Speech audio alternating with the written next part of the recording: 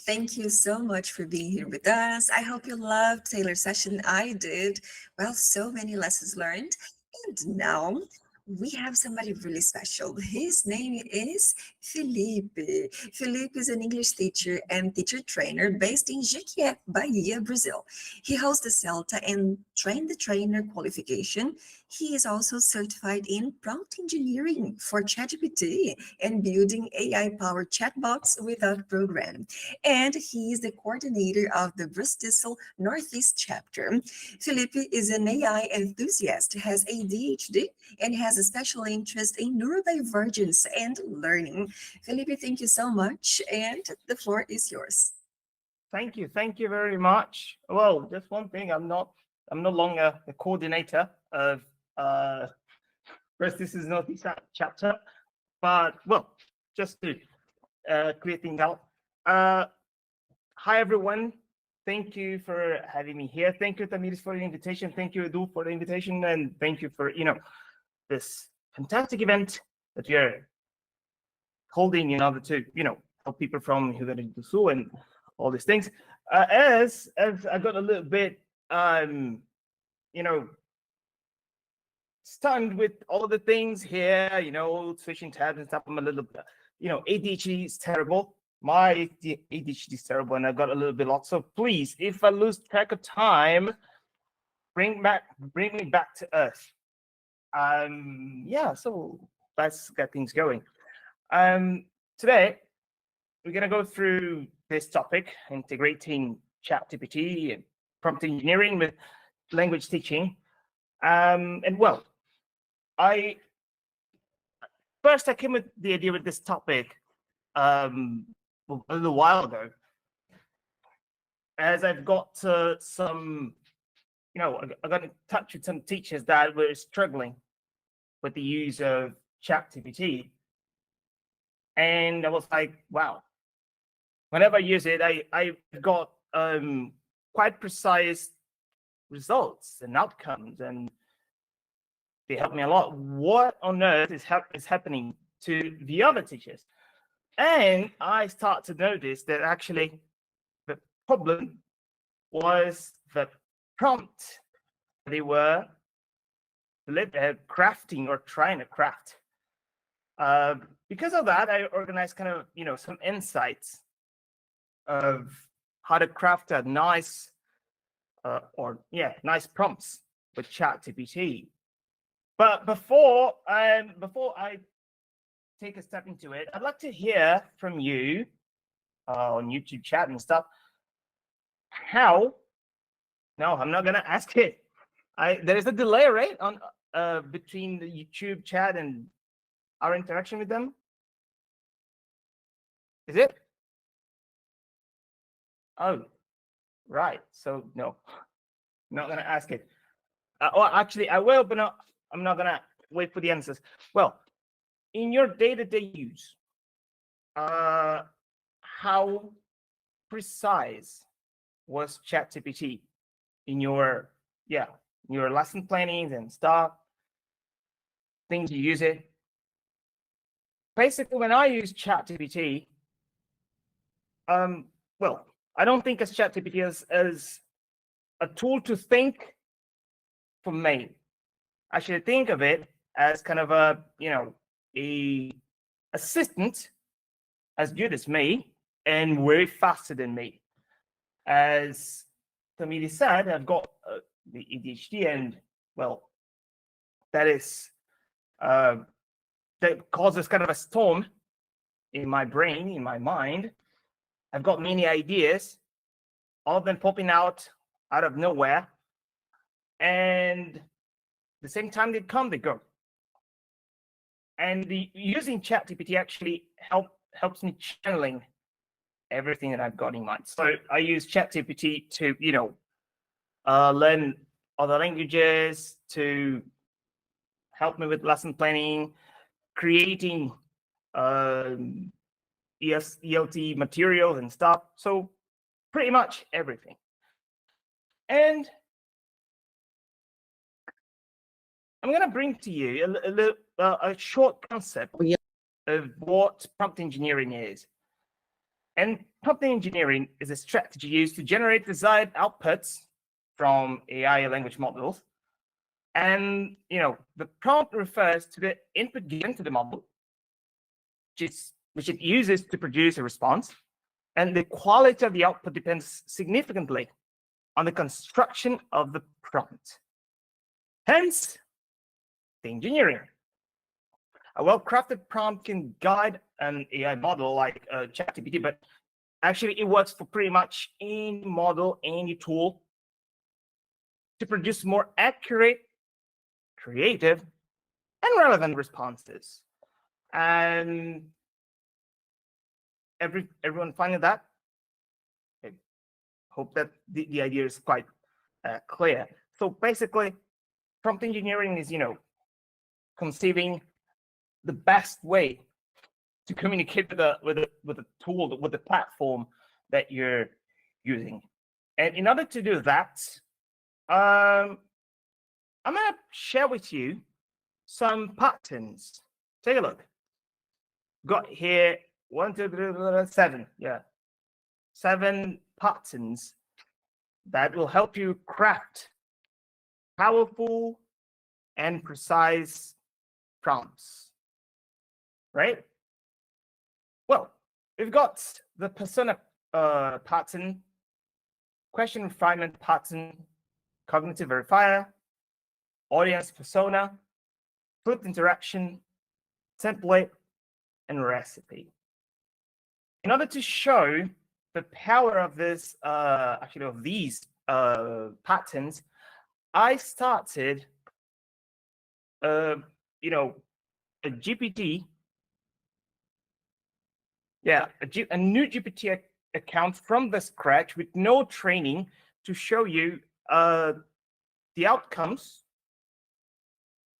without taking into account a trained model. What actually creeps me out the most when it comes to artificial intelligence is that as time passes by, it learns from us, and it gets better and better, which is good because, well, when you start using ChatGPT to plan your lessons, I know it might be a little bit inaccurate, but as time passes by, it gets better. And in order to avoid any kind of interference of my previous users, I started doing it from the scratch to show you the power of it today. Let's start. Let's start with the persona pattern. Well, persona is basically a concept from that. I don't know if it's from marketing, but we use mostly in marketing. I think, at least I've heard it when I studied marketing, and it's basically a model of an ideal client or an ideal customer, or a person that we are communicating with. And this pattern, the focus of it involves setting up a persona for ChatGPT to assume, which can influence the tone and the content of responses. And the structure of the prompt is basically this. You are fulano, beltrano, ciclano, and you give the prompt. It's nice to remember that what you write is not necessarily important. No, it is important, but more important than it is how you write it. That's way more important. And, well, let me show you how I put this in action. In this brand new task I've created, I did it yesterday, actually. To start my chat, I use this persona pattern prompt to set up my ChatGPT. And here I wrote, "Hi, I need your assistance with English lesson planning. For this purpose, answer as Vilmora." Vilmora. It's like I like to make the artificial intelligence I'm interacting with kind of, as much humane as possible. I don't know why. Maybe because I'm too lonely and I like to talk to the people or machines as if they were people. But however, it's not important. The thing is, I always set a name for it. And this name is Filmora. It sounds, at least to me, it sounds quite nice, isn't it? Filmora. It sounds like any sci-fi stuff, isn't it? But well, actually, Filmora comes from the names of my two cats merged, Vilma and Dora. That's basically this, So I always call my AI assistants Vilmora. And Vilmora is an English teacher who holds an MA in TESOL. She's fluent in many languages like Portuguese, German, French, Japanese, English, and among others. She's also a specialist in pronunciation and international for IPA. And she also knows many teaching methods, but she prefers to use a blend of communicative approach and lexical approach. Technically, this description fits more or less to who I am as a teacher, what I believe, and I try to kind of download it to the artificial intelligence in my way of thinking, my way of come up with ideas for teaching. And that's her response. Hello, I'm Vilmora. I'm delighted to assist you with your English lesson. How can I help you today? Are you looking for specific lessons ideas, strategies, or perhaps resources for a particular skill or topic? The tone is set. And by doing this, I'm starting to, narrowing down all the possible responses that ChatGPT may come up with. Edu, Tamir, am I okay with time? I mean, did I lose track of it, or am I late? Am I not late?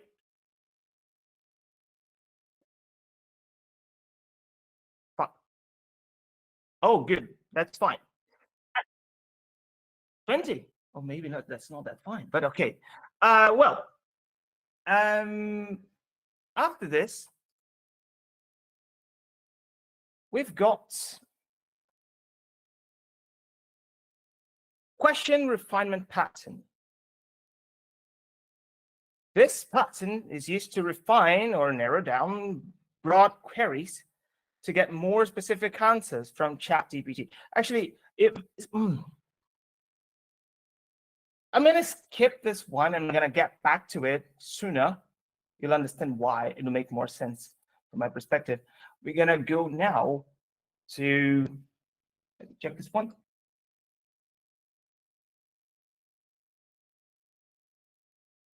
Pattern, audience pattern. Yeah. Is it audience pattern? I will lose track of the ideas. Let me go back to question refinement. This pattern is used to refine and get more specific answers from ChatGPT.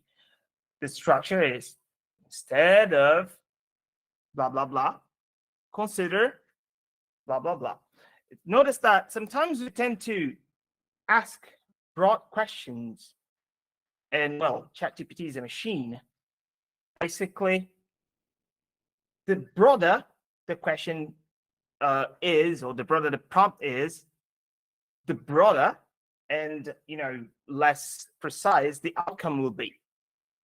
Taking this into account, if you had kind of a broad answer, or you notice that your question, your prompt was broad, you can narrow it down, asking a new question and making a more specific question or request or whatever. The example we've got for it, we're going to go all the way down here. Okay, yeah. To contextualize, I was, planning a lesson for today. And as I evolved in the during the lesson planning, it came out with really good outcomes actually, even though it was not trained. But there were some things that, were quite broad. And basically I asked it, well, suppose you were the teacher of this group planning this lesson, and for the warm-up stage, you would ask, that's a prompt for another pattern that we're going to see in a minute. And then it came with lots of, possibilities and whatever. Then I noticed that it was kind of broad. Actually, I asked this question in a broad way on purpose for the sake of the presentation. And I asked it to narrow it down. Notice that I just used instead of and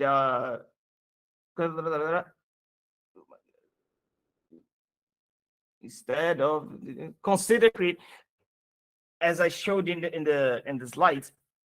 However, you don't need to follow the exact same structure in terms of instead of blah blah blah, consider blah blah blah. What really matters is to convey a message that you show that what you asked or what you requested previously was kind of broad, was kind of too wide, and now you're making it more,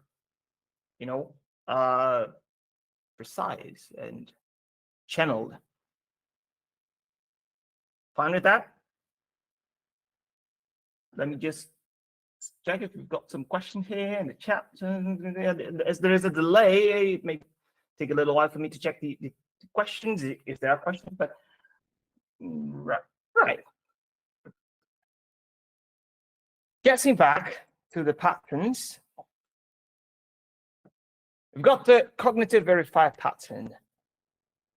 We know that ChatGPT might not, actually any AI tool, at least up to this moment, might not be precise. Actually, it's almost certain that it will not be precise. And that's fine, to be honest.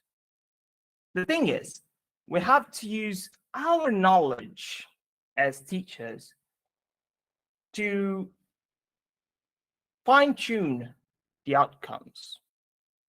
I've had many teachers asking me about, oh, but do you think that with ChatGPT, we're gonna become lazier and we're not gonna think? And so, definitely we will, but it's in our hands to follow this path or not. In my case, particularly, well, if it's in my case, it's particularly, but anyway, particularly, the use of ChatGPT in my life made me study even more. Because if I want to have kind of precise outcomes, I need to be extremely aware of teaching methods and teaching approaches, techniques, and stuff. Because we can't simply rely on the outcomes that ChatGPT may provide us. Taking that into account, here is an example. Okay. So I asked it, as I showed you, I started fine-tuning what, the profile, the persona of ChatGPT, all right? And I asked it to explain me what is cognitive approach, which basically something that we're going to see in a minute, in terms of prompts, of course.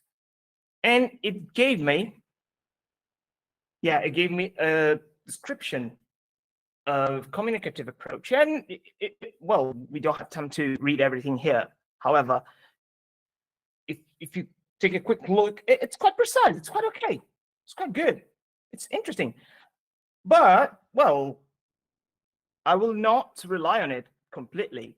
So I asked this as I'm, using the pattern of cognitive verifier.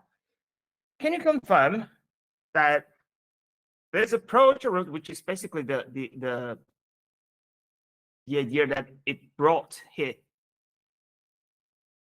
This approach arose in response to the shortcomings of traditional methods that focused heavily on grammar and translation without much practical application.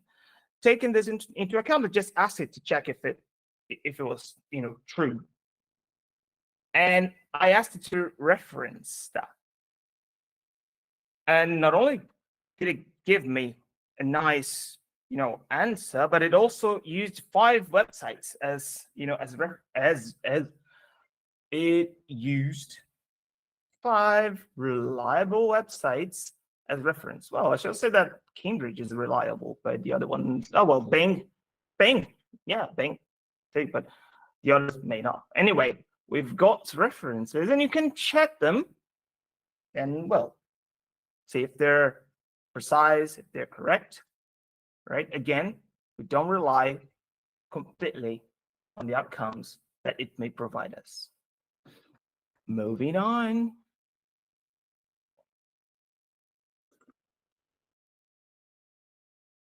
Did I read that with you? Verify is verified to the cognitive verify pattern is used to verify the information provided by the AI or to ask it to think deeper. No, I haven't read that. That's the structure. Can you confirm that blah blah is correct? Again, you don't need to follow exactly the same sentence. What you've got to bear in mind is that you have to convey this same message, in order to narrow down the possible answers that it may come up with.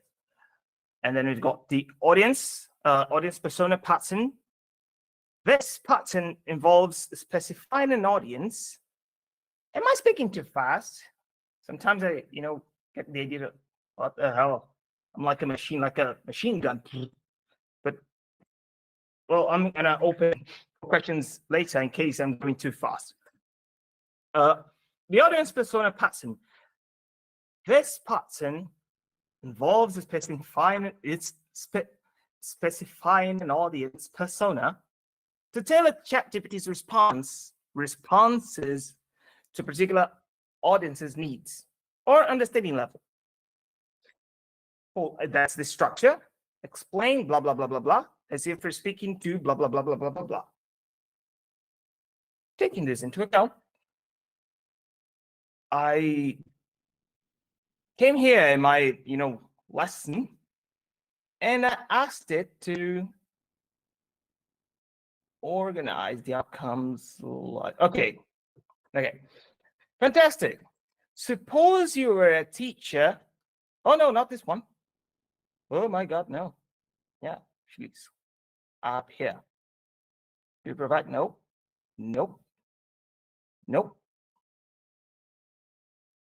Oh yeah. Perfect. Explain what is communicative approach as if you were speaking to a group of English teachers attending to a TOEFL course. Man, that was deep, huh? So yeah, I thought about some of my former tutors, and I can see the idea of, okay, in order to have a good explanation, I don't want to have like not that. Well, I was gonna say that I don't want to. I don't want to have explanations like books, but not that books have bad explanations and stuff like that. But I like to feel, the content, the outcomes of ChatGPT, in a more humane way, and that's the result, right? The outcome. It really organized it in a very, my perspective, of course, in a very humane way. However, it was kind of, set for teachers to understand, not necessarily, students or normal people will not feel that comfortable, but I don't know, for us teachers, I think it's fine. Okay. Moving on to the next pattern. Flipped interaction pattern. Well, this pattern involves flipping the roles between the user and the ChatGPT, where ChatGPT is given the user role. And that's the model structure. Suppose you were the user and you wanted to ask about blah, blah, blah. What would you ask?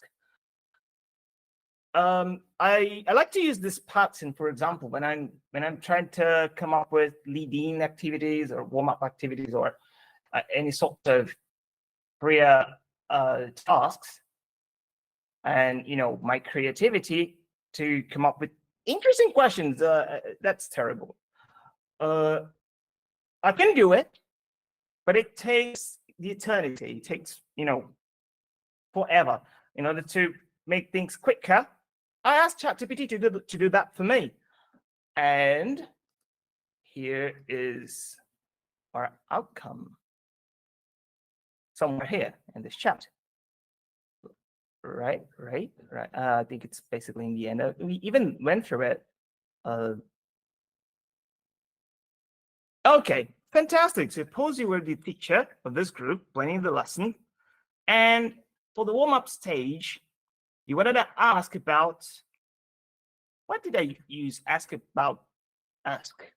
Anyway, you wanted to ask about learners, travel-related words and phrases. What would you ask them? It came with, tons of questions, ton of outcomes. Nice examples. I might not use them. However, that's a nice source of inspiration. And as time passes by and you train your model, it may be, quite accurate. Yeah. Like getting back to the next pattern. We've got the last one, which is the recipe pattern. This pattern asks the AI to provide a step-by-step guide or process to achieve a specific outcome. So, could you provide a step-by-step guide to blah, blah, blah? And here is an example of this prompt.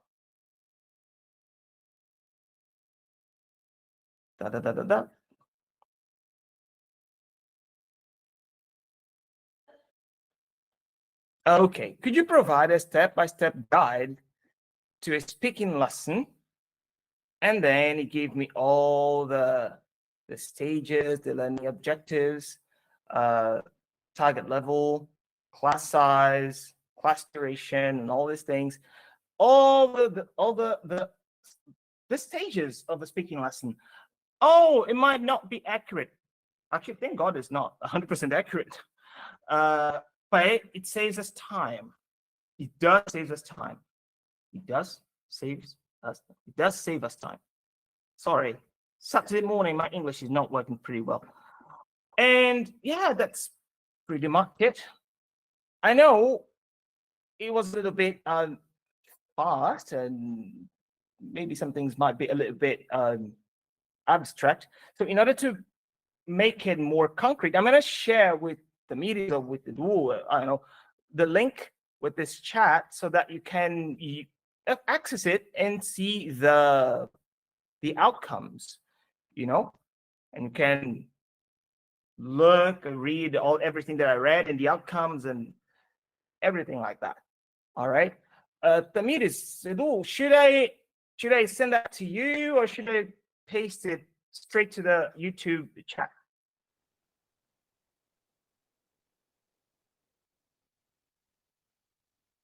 You're muted. Don't worry about that, Filipe. We can get that organized. All right then. So I'm gonna send to you, and then you provide them with that. And well, that's pretty much it. Did I went? Am I in the right track of time?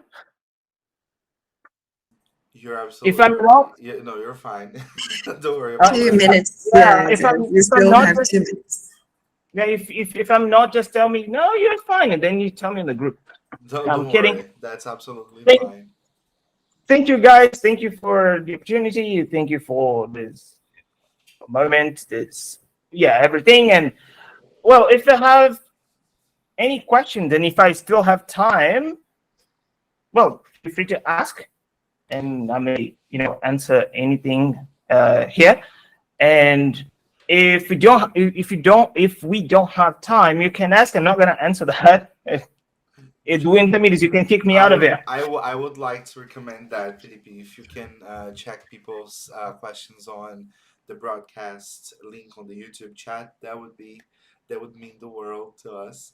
Thank you very much, Felipe, for being here, for devoting your time to our cause.